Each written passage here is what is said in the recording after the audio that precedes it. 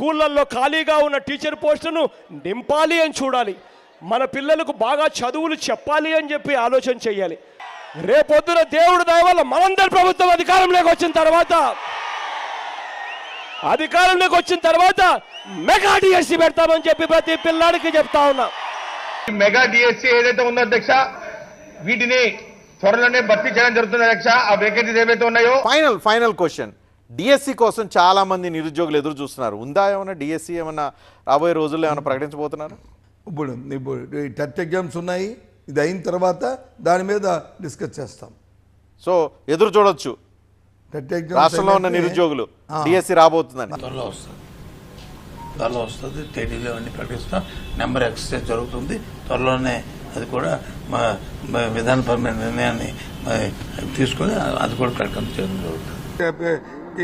కావాలని కోరుకుంటున్నా, నిరీక్షిస్తున్నా.